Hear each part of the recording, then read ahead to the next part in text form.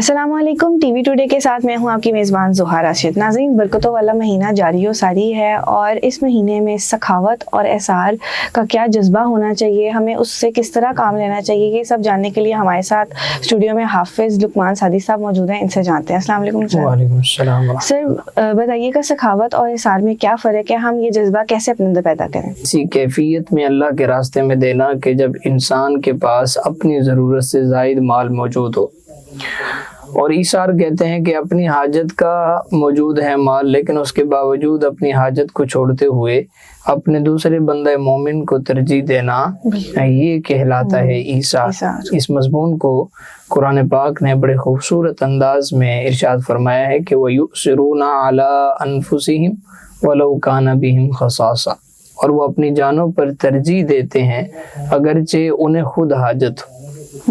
यानी बंदे मोमिन की शान ये है कि वो जब इसार करता है, अपनी हाजत का माल भी अपने मुसलमान भाई के ऊपर निछावर कर देता है, और इसके लिए अजर का मुतलाशी रहता है कि क़यामत वाले दिन अल्लाह उसको इसकी बेहतरीन अजर और बेहतरीन नेमुल बदल अता फरमाएगा। इस बारे में हमें बड़ी खूबसूरत वाक़या मिलता है कि ताजदार कायनात सल्लल्लाहु अलैहि वसल्लम के पास एक शख्स आया और उसने आकर दरख्वास्त की कि या रसूलुल्लाह सल्लल्लाहु अलैहि वसल्लम, मैं भूखा हूँ, मुझे खाना खिलाइए।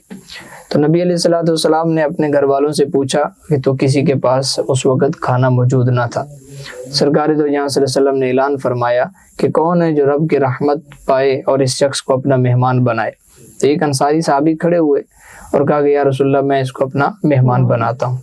अब जब घर गए तो अपनी ज़ौजा से पूछा कि क्या हमारे पास खाना मौजूद है।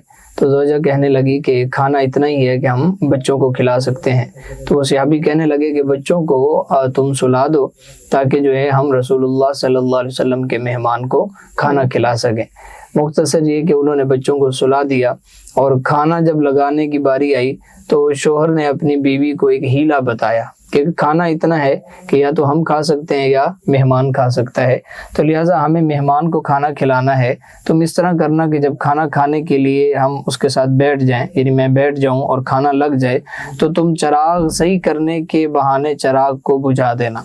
तो इस तरह ये लगेगा कि हम दोनों खाना खा रहे हैं और वो मेहमान पेट भर के खाना खा लेगा। ऐसे हुआ, जब खाना लग गया तो वो माई साहिबा ने जाकर वो चराग बुझा दिया। अब खाना खा लिया। सुबह जब वो इंसारी सहाबी नबी अलैहिस्सलातु वस्सलाम की बारगाह में हाजिर हुए तो आपने खुशी का इज़हार फरमाया और कहा कि फ़लाँ शख्स और फ़लाँ औरत से अल्लाह ताला खुश हो गया, राज़ी हो गया कि उसने उसके आए हुए मेहमान की कदर की है। तो ये इसार है कि अपने ज़रूरत का मौजूद है खाना, लेकिन खुद नहीं खाया, बच्चों को भी भूखे सुला दिया और आए हुए मेहमान की कदर की और उसको तरजीह दी और उसको खाना खिला दिया, और क़यामत वाले दिन अजर के मुतलाशी रहे। तो हमें भी चूँकि बाबरकत महीना चल रहा है, इस महीने में कोशिश करनी चाहिए। ज़रूरी नहीं कि हर बंदा जिसको अल्लाह ने माल दौलत दी है वही सदका व खैरात करे।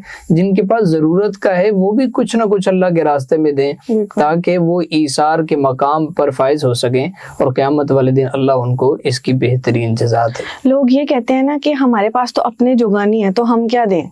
जी, मैं वही अर्ज कर रहा हूँ ना कि अपने जोगा से मुराद ये है कि आपके पास ज़रूरत का है, और इस वक्त कोई ऐसा शख्स नहीं है जिसके पास 3 वक्त का खाना मौजूद ना हो, लेकिन कुछ ऐसे भी मौजूद हैं, बहुत कम रेशो ऐसी भी है मुल्क में जिनके पास 3 वक्त का खाना नहीं है। तो जिनके पास 3 वक्त का खाना मुयस्सर है, उनको चाहिए कि कम से कम 1 वक्त का खाना रोज़ नहीं तो किसी दिन अल्लाह के रास्ते में दे दें ताकि वो उन लोगों की सफ़ में शामिल होकर अजर के मुस्तहिक पाएँ। बहुत शुक्रिया हाफिज़ साहब। जी, तो नाज़रीन, आपका इस हवाले से अगर कोई सवाल है तो हमें कमेंट्स में ज़रूर बताइएगा। इसी के साथ अपनी मेज़बान ज़ुहा को दीजिए इजाज़त। अल्लाह हाफ़िज़।